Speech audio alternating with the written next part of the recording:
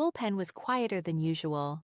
Not silent, never silent, but quieter in a way that made even the hum of computers feel deliberate, like the building itself was holding its breath. Agents moved through their routines with a practiced rhythm, keyboards clacking, phones buzzing, printers spitting out reports no one ever wanted to read but always had to. Yet something was missing, something no one had quite put into words. Jessica Knight noticed it first. Or rather, she noticed the absence of something she couldn't name. She leaned back in her chair, eyes scanning the upper level of the office, the walkway that overlooked the bullpen. It was empty now, just a strip of metal and glass catching the overhead lights. But for a moment, she could almost see a familiar silhouette standing there, arms folded, expression unreadable, watching everything. "Okay," Knight muttered under her breath. "That's weird." "What's weird?" Jimmy Palmer asked, stepping into the bullpen with a tablet in hand. His tie was slightly crooked, standard Palmer, and his expression carried that same mix of earnestness and quiet concern. Knight gestured upward. "You ever feel like someone's still here?" Palmer followed her gaze. His eyes lingered on the walkway longer than expected. "Yeah," he said softly. "Sometimes." Before Knight could press further, the elevator dinged.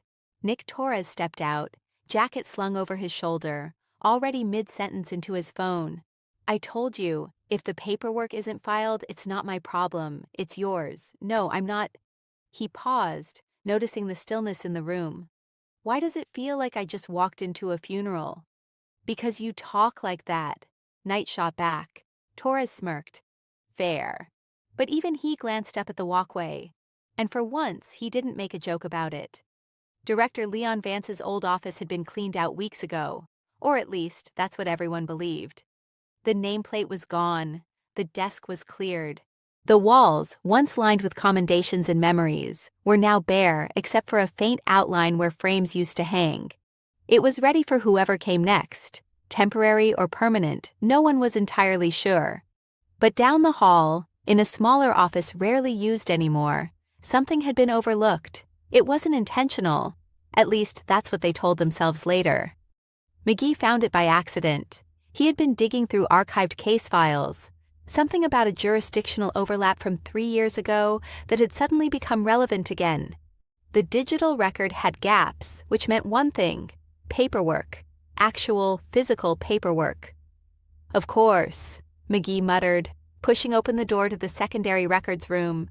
Dust motes floated lazily in the air as the overhead light flickered to life. Boxes lined the walls, each labeled in that precise, unmistakable handwriting McGee knew all too well. He froze. No way. He stepped closer, brushing dust off one of the boxes. Director Vance, internal reviews. Another, Director Vance, personnel evaluations. And then one that made him pause longer than the others. Director Vance, personal notes, restricted. McGee hesitated. This wasn't just paperwork, this was him. Or what was left behind. 10 minutes later, the team was gathered around McGee's desk. "You opened it?" Torres asked, eyebrows raised. "I didn't open it," McGee said defensively. "I checked the contents for relevance." Knight crossed her arms. "That's a yes." McGee sighed. "Look, we're dealing with a case that might connect to an older internal review. I thought there could be something useful." "And was there?" Palmer asked. McGee glanced at the folder in his hands. "Not exactly," he admitted. "But there was something else." He opened the folder carefully, like it might fall apart if handled too roughly. Inside were pages, neatly organized, meticulously written. Some were official reports, others weren't. Knight leaned in. "What is that?" McGee swallowed. "It's a log," he said. "A personal one, observations, thoughts, decisions he didn't put into official records." Torres frowned. Why would he keep something like that? McGee didn't answer immediately. Instead, he turned the page and read aloud. "Leadership is not about being seen. It's about being present, even when no one realizes you are." The room went still. Palmer shifted his weight. "That sounds like him." Knight nodded slowly. "Yeah, it does." McGee flipped another page. There will come a time when this office no longer belongs to me. When that happens, I hope the people who remain understand that the job was never about the title. It was about them. Torres exhaled sharply, running a hand through his hair. Okay, that's a little too on the nose. Keep going, Knight said. McGee hesitated again, then turned the page. McGee questions himself more than he should, but that's what makes him reliable. McGee blinked. Wait, what? Torres leaned over. Oh, this should be good. McGee flipped further. Torres hides behind humor. It's effective. But one day, he'll need to decide who he is without it. Torres straightened. Hey. Knight smirked. He's not wrong. Don't encourage this, Torres muttered. Palmer leaned in eagerly. Is there one about me? McGee scanned the pages. Yeah, he said quietly. Palmer braced himself. Palmer underestimates his own strength. Not physical, though that's improved, but emotional. He's the kind of person people don't realize they rely on until he's not there. Palmer's smile faltered, just slightly. Wow, he said softly. Knight looked at McGee. Is there one about me? McGee nodded. Knight raised an eyebrow. Let's hear it. McGee read. Knight is still finding her place. She doesn't realize she already has one. Knight didn't speak for a moment. Then, quietly, Huh. The room fell silent again.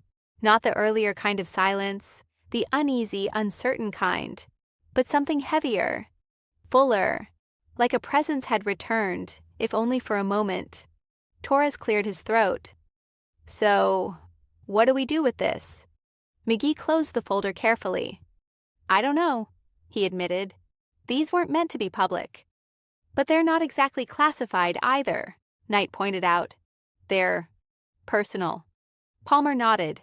Maybe that's the point. All eyes turned to him. Palmer shrugged.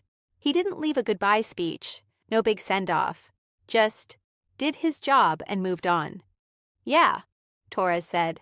That sounds like him. Palmer gestured to the folder. Maybe this is his way of still being here. Later that night, the bullpen was empty. Mostly.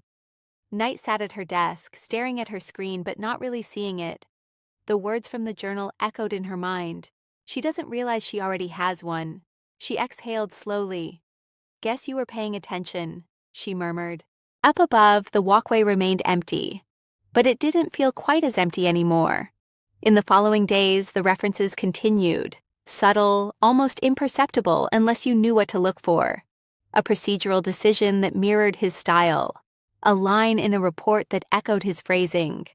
A moment of silence before a call that felt like waiting for approval that would never come, and yet, somehow, still did. No one announced it. No one made a big deal out of it. But everyone felt it. McGee eventually returned the folder to the records room. He hesitated before placing it back in the box. Not forgotten, he said quietly. Then closed the lid. Weeks later, a new director would step into the office. New leadership, new direction, new energy. But the team didn't worry, because leadership, as the journal had said, wasn't about being seen. It was about being present, and in ways no one could fully explain. He still was. The reference had been quiet, almost invisible. No flashbacks, no dramatic music, no explicit mention, just a few lines in an old folder, discovered by chance. But for those who knew him, for those who had worked under him, learned from him, trusted him, it was enough, more than enough, because sometimes the most powerful presence is the one that never really leaves.